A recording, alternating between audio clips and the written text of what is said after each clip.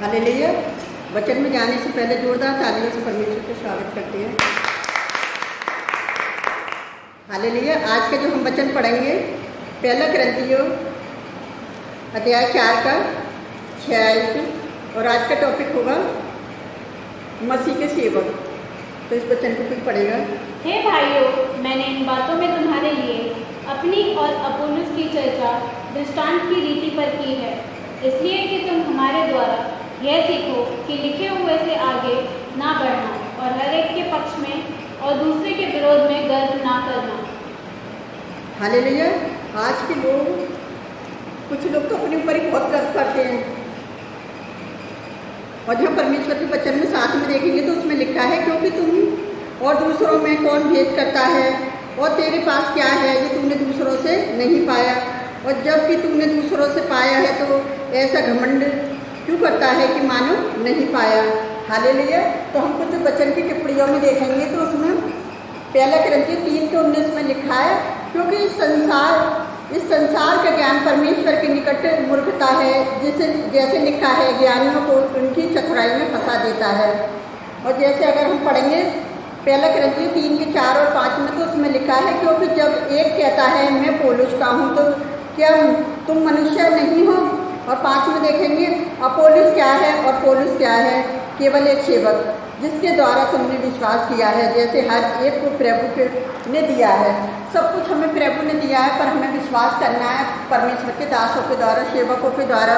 अगर वो वचन प्रचार ना करें तो हम वचनों को कैसे समझेंगे, क्योंकि अगर वो बताते हैं, क्योंकि बाइबल में से बताते हैं, बाइबल भी आप सबके पास है, तो हमें क्या करना है, उन वचनों को जब सेवक बोलते हैं तो हमें बाइबल में देखना चाहिए कि ये सही है या गलत है।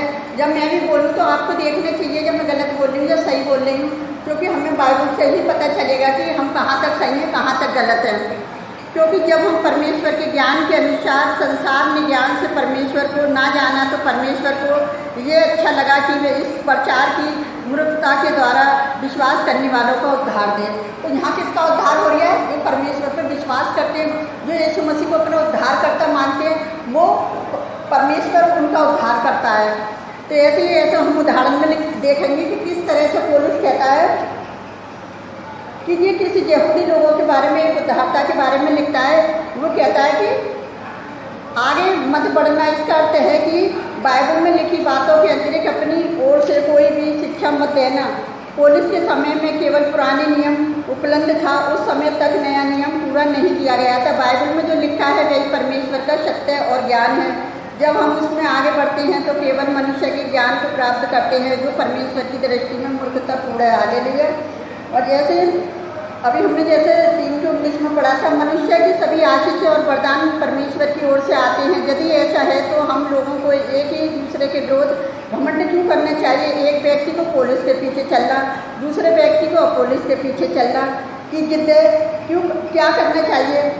एक व्यक्ति के द्वारा किसी दूसरे व्यक्ति पर घमंड करना हमेशा विपजन की ओर ले जाता है। एक विपजन मसीह के देह के में घाव के समान यथार्थ कलेसियाओं के लिए हानिकारक है।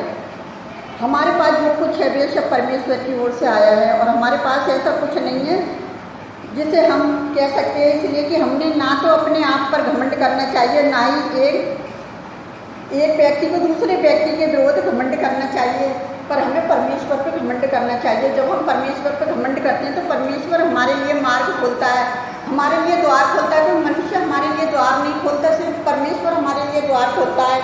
तो ऐसे मैं आपको एक गवाही बताना चाहती हूँ, क्योंकि मेरे पास गवाही तो चाहिए रहने के लिए, लेकिन मैं आगे दूँगी जो परमेश्वर ने आज भोर को मेरी आत्मा में गवाही डाली थी, मैं उसी गवाही को दूँगी। कि मेरे पास एक कॉल आई थी कि मतलब बहन की तबीयत ज़्यादा ख़राब है, आप उसके लिए प्रार्थना करो। और जब मैं उस बहन के लिए प्रार्थना, कॉल तो मेरे पास जब आती है ना, तो मैं लोगों को ये समझाने लग जाती हूँ, घबराओ मत, परमेश्वर ने कही इधर बिधर मत ता कि मैं तेरे साथ हूँ। तो जब मैं ऐसे कह के पता है क्या सोचती हूँ, तो मतलब मैं प्रार्थना करूँ जाकर, मैं प्रार्थना करने को पता है क्या देखती हूँ, तो मुझे अकेला प्रार्थना करना अच्छा लगता है। और जब मैं अपने प्रेयर रूम में आती हूँ, जब मैं प्रार्थना करती हूँ, तो पता है क्या है, परमेश्वर मेरी अगुवाई करता है। जब परमेश्वर मेरी अगुवाई करता है तो मैं कुछ वचनों को भी लेकर प्रार्थना करती हूँ कि अपनी सारी चिंताएं अपने परमेश्वर यहोवा पर छोड़ दीजिए। जब मैंने उस बहन की चिंताएं मैंने परमेश्वर के ऊपर छोड़ी और मैंने अपने प्रेयर रूम में आके प्रार्थना करी मणिपुर के लिए, मैंने प्रार्थना करी, मेरे परमेश्वर पिता, मेरी बहन के दुख से ज़्यादा बड़ा तो मणिपुर के लोगों का दुख बड़ा है मेरे लिए। और मैं मणिपुर के लोगों के लिए काफ़ी टाइम से मैं प्रार्थना कर रही हूँ, जब से मेरे को मूवी देखने का बहुत शौक है।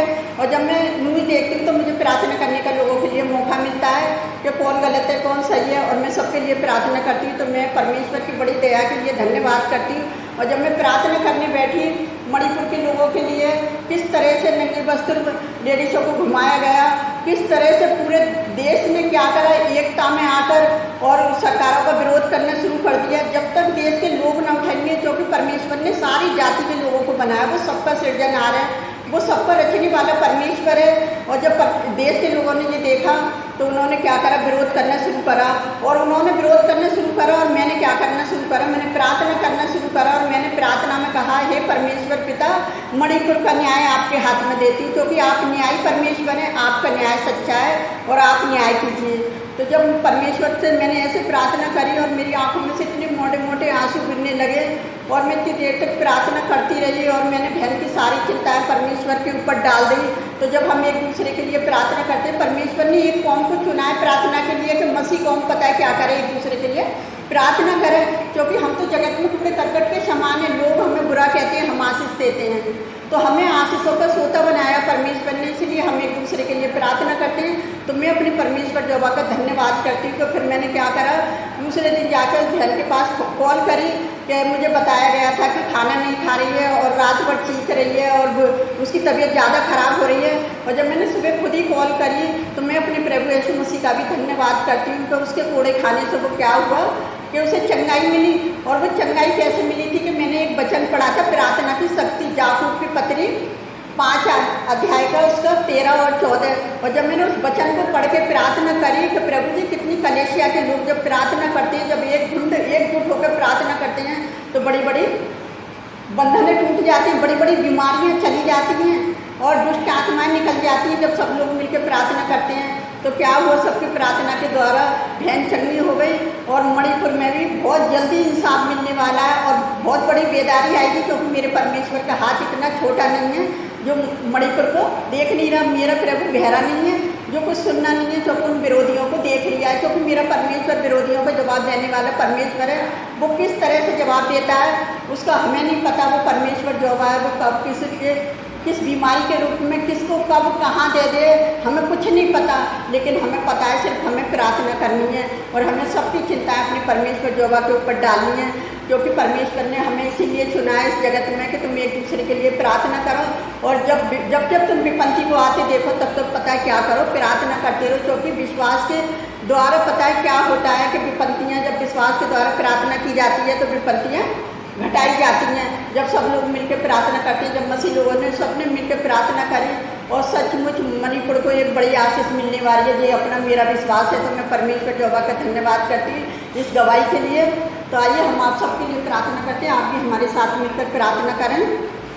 हालेलुया, धन्यवाद करते हैं मेरी सेनाओं की जब वो परमेश्वर, हम सारी आशीषों के लिए धन्यवाद करते हैं, बहन की चंगाई के लिए धन्यवाद करते हैं, हम मणिपुर के लोगों के लिए न्याय के लिए प्यारे जो वो परमेश्वर प्रार्थना करते हैं। प्यारे पिता परमेश्वर, आप सबका न्याय करने वाले परमेश्वर हैं पिता, पलटा लेना आपका काम है पिता, प्रार्थना करना हमारा काम है मेरे सेनाओं की जब वो परमेश्वर। मैं आपसे हर एक जन को आपके हाथ में देती हूँ मणिपुर पे, और जितने लोग एक दूसरे के लिए प्रार्थना कर रहे हैं और अपने हक के लिए लड़ रहे हैं, खुदावन आप उनकी सहायता मदद करें और गवर्नमेंट लोगों के पता मन को दीन करें प्यारे जो वो परमेश्वर, जो उनका जो आपने कही है कि जो नीचे तुम्हारे न्याय करने वाले हैं उनका भी आदर करें। तो पिता एक दूसरे को गाली ना दें प्यारे पिता परमेश्वर, एक दूसरे का आदर और सम्मान के साथ अपनी लड़ाई को लड़े प्यारे पिता परमेश्वर, ताकि सब कुछ शांति से हो सकता है, क्योंकि शांति का परमेश्वर जो हमारे हृदयों में वास करता है प्यारे खुदावन। मैं आपसे विनती करती हूँ पिताजी, एक एक के न्याय को आपके हाथ में देती हूँ। यहाँ सताव हो रहा है पिता, एक एक को आपके हाथ में देती हूँ खुदावन, आप ही न्याय करें पिता परमेश्वर। जितने लोग विरोधी हैं उन विरोधियों के लिए भी मैं प्रार्थना करती हूँ पिता, उन्हें भी बुद्धि समझ दें खुदावन, कि वो ज़्यादा विरोध ना करें पिता परमेश्वर। जब आपका विरोध भड़केगा तो क्या होगा मेरे खुदावन, ये लोग नहीं जानते कि क्या कर रहे हैं पिता।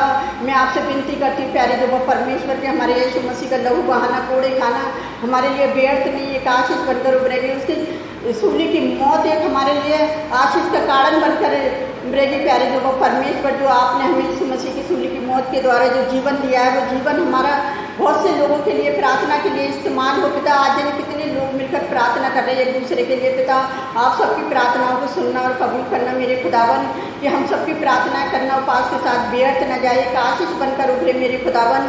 और हम आपसे क्या मांगे प्यारे प्रभु परमेश्वर पिता, आप तो हमारे मांगने से पहले जानते हैं, आपने हमारी प्रार्थना को सुना और कबूल किया, उसके लिए भी मैं धन्यवाद करती हूँ। मैं जो भी मांगती हूँ इसको पवित्र और शामर्थी नाम पर आमीन। प्रभु आप सबको बहुत से आशीष दें।